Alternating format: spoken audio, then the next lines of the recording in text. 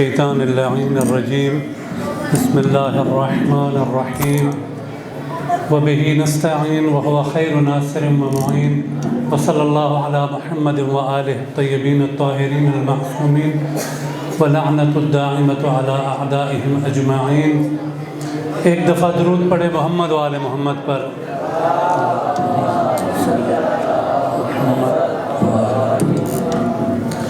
سب سے پہلے آپ تمام مومنین کی خدمت میں آج کے رات کی مناسبت سے اور بالخصوص امام زمانہ کی خدمت میں ہدیہ تبریک پیش کرتا ہوں۔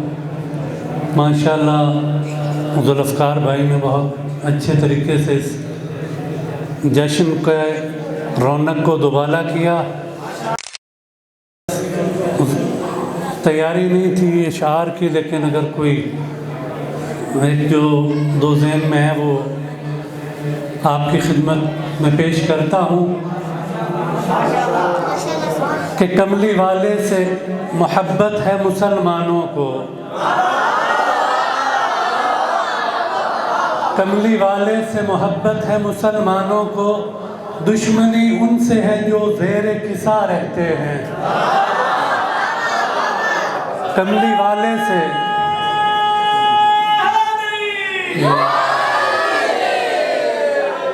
کملی والے سے محبت ہے مسلمانوں کو، دشمنی ان سے ہے جو زیر کسا رہتے ہیں۔ تیری نعلین کے ایک نقش پہ مرنے والے تیری دستار کے وارث سے خفا رہتے ہیں۔ اور ایک اور مسدس کے عمران نے تھا احمد مختار کو پالا، عمران نے تھا احمد مختار کو پالا، سرکار نے پھر حیدر کرار کو پالا، کرار نے حسنین سے شاہکار کو پالا، ہر دور میں سردار نے سردار کو پالا۔ ایک پیکر توحید میں خود ڈھال رہا ہے، مہدی کو حجابوں میں خدا پال رہا ہے۔ واقعاً یہ ہمارے لیے جب ہم کوئی جشن مناتے ہیں یا جب بھی کسی مجلس کا انعقاد کرتے ہیں تو ہم امام جعفر صادق علیہ السلام کی اس اللہم صلی علی محمد وآل محمد اس حدیث کا مصداق بنتے ہیں کہ جس میں امام فرماتے ہیں رحم اللہ شیعتنا، کہ پروردگار عالم ہمارے شیعوں پر اپنی رحمت نازل فرمائے۔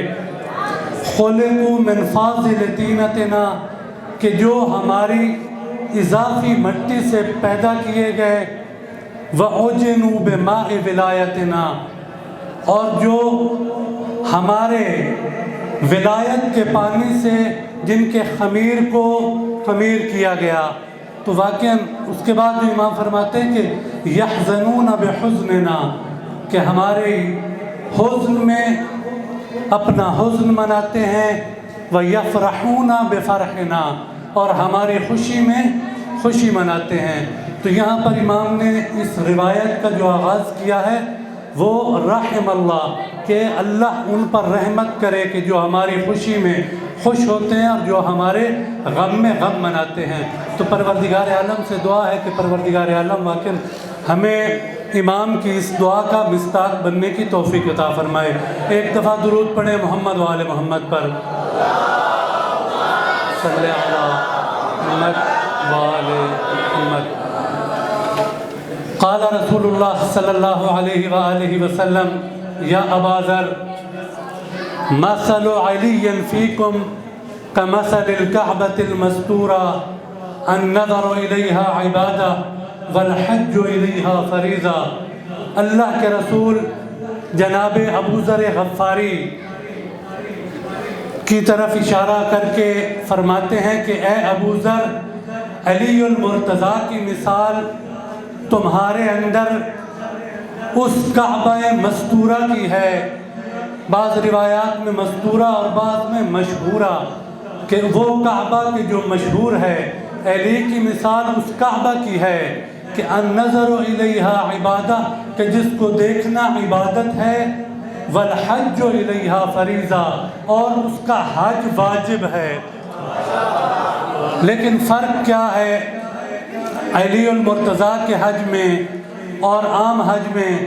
قرآن مجید کی آیت ہے کہ بیت اللہ کا حج اس پر واجب ہے کہ جو استطاعت رکھتا ہے، لیکن مولا کائنات کا حج یعنی ان کا قصد کرنا، ان کو امام ماننا، یہ چاہے غریب انسان ہے یا مالدار ہے، ہر ایک پر واجب ہے کہ وہ مولا کائنات کی امامت کا اقرار کرے۔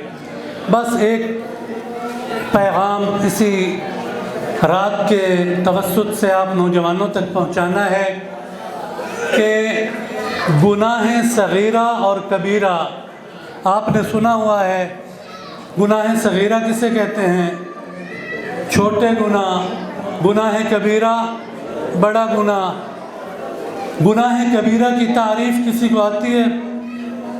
گناہ کبیرہ کسے کہتے ہیں؟ ہر وہ گناہ، روایات میں ہے کہ ہر وہ گناہ کہ جس پر قرآن مجید کے اندر یا صحیح روایت کے اندر جہنم کی آگ کا وعدہ کیا گیا ہو، اسے گناہ کبیرہ کہتے ہیں۔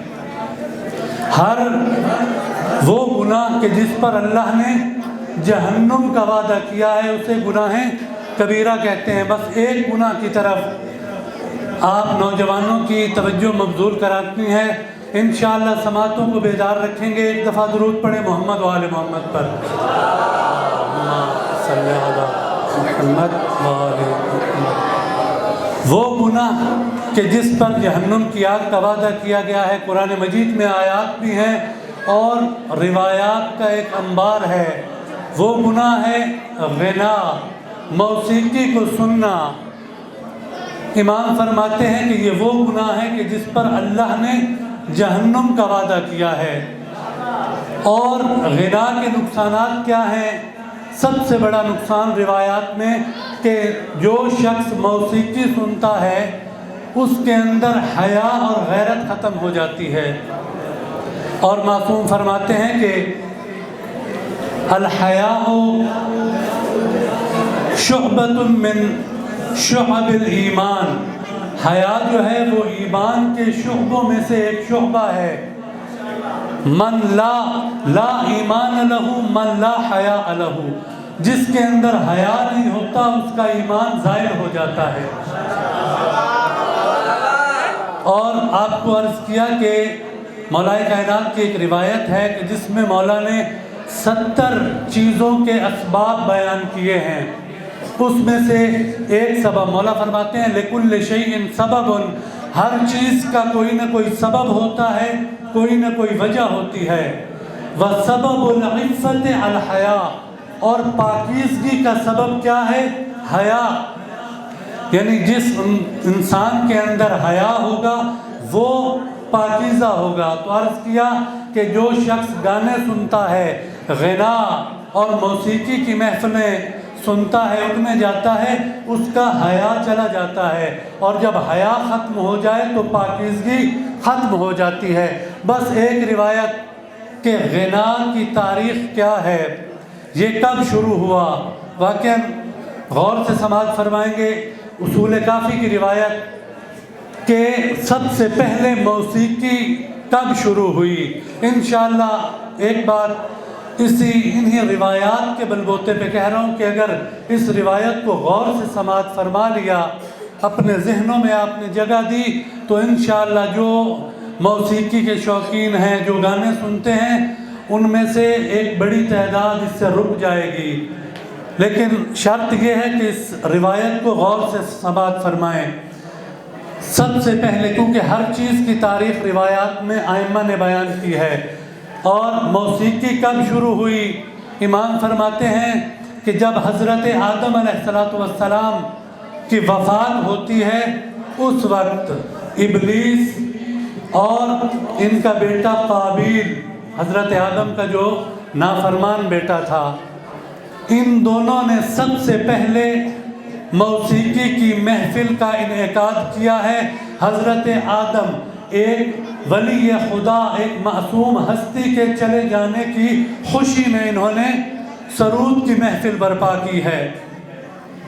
اور پھر امام فرماتے ہیں کہ جو شخص بھی اس طرح کی محفل منعقد کرے گا تو ان کا حشر بھی انہی کے ساتھ ہوگا۔ تو جب ہم روایات پڑھتے ہیں کہ ائمہ نے زندان میں زندگیاں گزاری ہیں، اور جب ان کو زندان سے باہر لایا جاتا اور ان کے کانوں میں گانوں کی آواز آتی تو وہ ایک وسیع مقام کو ترک کر دیتے اور زندان کو پسند کرتے، تو وجہ کیا تھی؟ عرض کیا کہ ائمہ کو یہی چیز یاد آتی کہ یہ گانے کی بنیاد کیا تھی؟ ایک معصوم نبی کی میت پر اس کے مرنے کی خوشی میں یہ سرود کی محفلیں برپا کی جاتی ہیں۔ اور امام فرماتے ہیں کہ پروردگار عالم جب کسی انسان کو نعمت دیتا ہے اور وہ اس نعمت کے بعد اسی غنا و موسیقی کی محفل برپا کرتا ہے تو گویا وہ شخص اللہ کی اس نعمت کہ جس پر شکر ادا کرنا چاہیے تھا وہ اس نعمت کا کفران کر رہا ہے، یعنی اللہ کی نعمت کا انکار کر رہا ہے۔ اگر ہمیں اس دنیا میں کوئی انسان تحفہ دے تو ہم اس کا کیا شکریہ ادا کرتے ہیں یا ہم اس کو گالی دیتے ہیں؟ تو امام فرماتے ہیں کہ جو شخص جب اس کو کوئی نعمت ملے اور پھر وہ سرود و محفل غنا کی محفل برپا کرے تو گویا وہ اللہ کے اس نعمت کا کفران کر رہا ہے اور انکار کر رہا ہے۔ تو اگر آپ کی سماعتیں ہوں تو ایک روایت امام علی نقی علیہ السلام کے حوالے سے، اللہم صلی علی محمد وآل محمد، اور یہ بھی روایت سے پہلے آپ سے عرض کر رہا ہوں کہ یہ ایک روایت ہمارے بہت سے مسائل کو حل کر دے گی اگر ہم اس کو غور سے سنیں اور اس پر عمل کریں۔ امام علیہ السلام ارشاد فرماتے ہیں کہ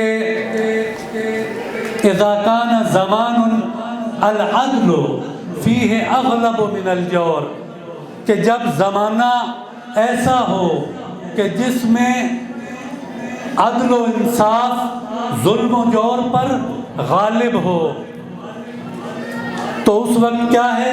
فَحَرَامٌ لِأَحَدٍ أَن يَظُنَّ بِأَحَدٍ سُوءًا، کہ جب معاشرے پر عدل کا غلبہ ہو، ظلم و جور پر عدل کا غلبہ ہو تو اس وقت کسی انسان کے بارے میں سوء ظن کرنا، برا گمان رکھنا حرام ہے، یعنی جب عدل کا غلبہ ہو۔ پھر امام فرماتے ہیں وَإِذَا كَانَ زَمَانٌ الْجَوْرُ فِيهِ أَغْلَبُ مِنَ الْعَدْلِ، کہ جب زمانہ ایسا ہو کہ جس میں ظلم و جور عدل و انصاف پر غالب ہو، جیسے آج کا دور ہے، آج کل عدل کا غلبہ ہے یا ظلم و جور کا؟